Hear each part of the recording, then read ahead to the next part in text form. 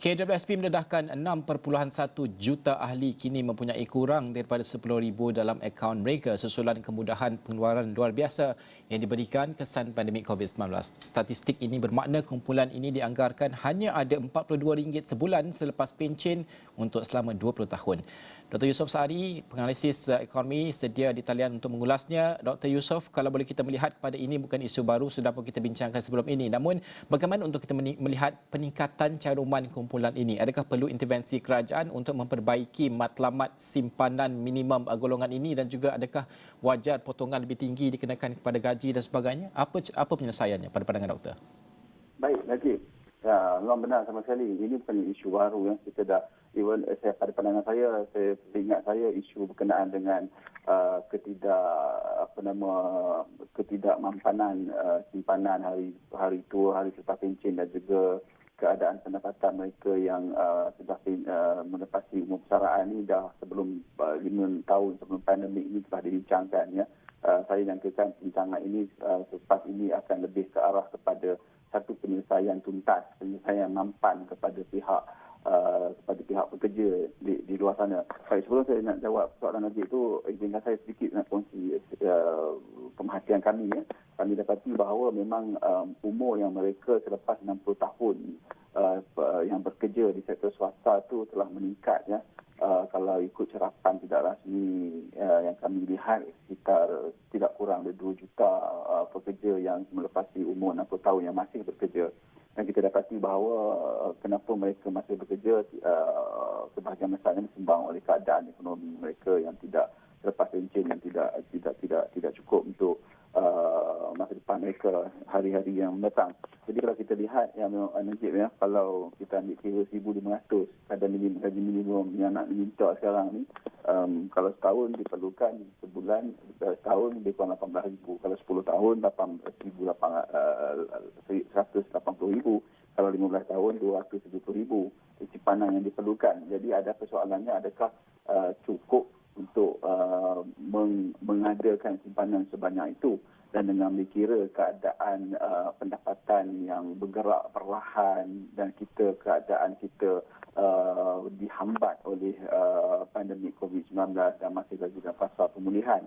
Jadi saya dalam perbincangan saya sebelum ini, saya utarakan satu perkara, iaitu reform, iaitu pembaharuan kepada sistem pencen swasta sangat diperlukan.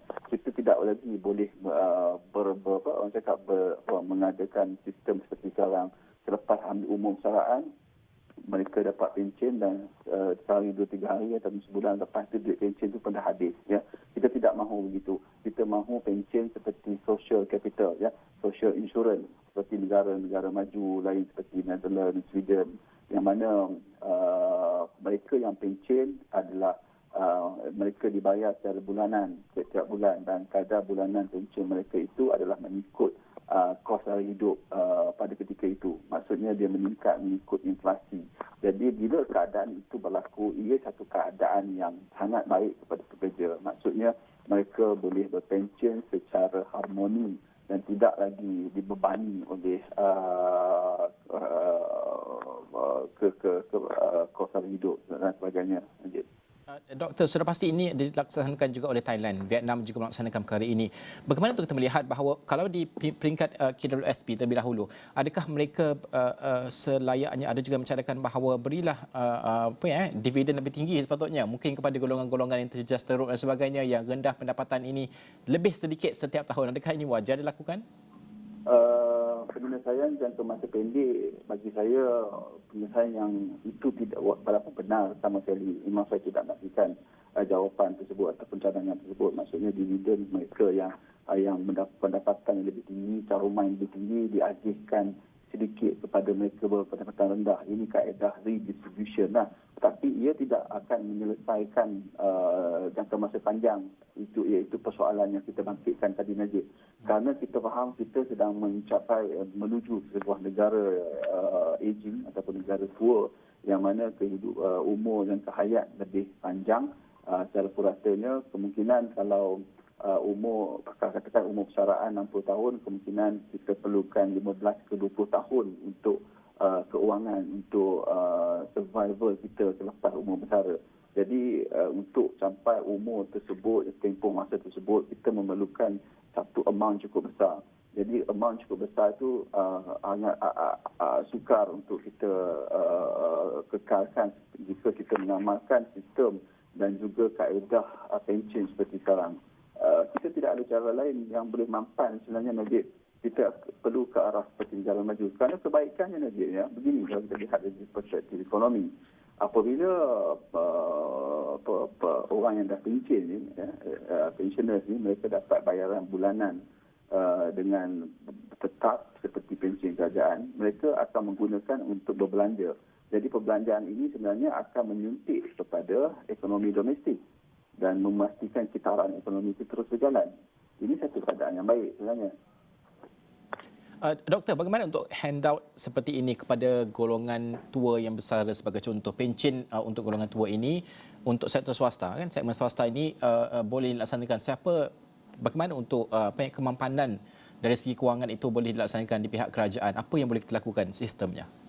Kalau kita lihat di negara maju, ya, mereka hanya ada satu sistem pencen, tidak kira swasta ataupun kerajaan, ya, hanya satu sistem pencen saja.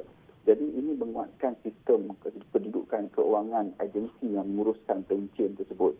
Pada pandangan saya, jika kita nak melaksanakan reform ini, kemungkinan suntikan daripada kerajaan diperlukan terlebih dahulu, dan kita kena juga memastikan bahawa semua orang kita, ada pekerja swasta kita, kalau kerja swasta ada 12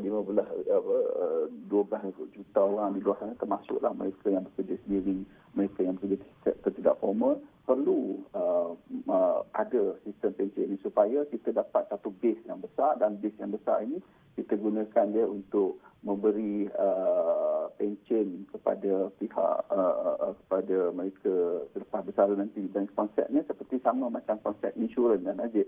Maknanya orang yang muda membantu mereka yang lebih tua, dan seterusnya apabila mereka tua, golongan yang baru di generasi berikutnya pula akan memberi bantuan kepada mereka. Sistem sokongan yang bentuk insurans sosial kita panggil. Okey, Dr. Yusof, terima kasih kerana meluangkan masa bersama kami pada pagi ini.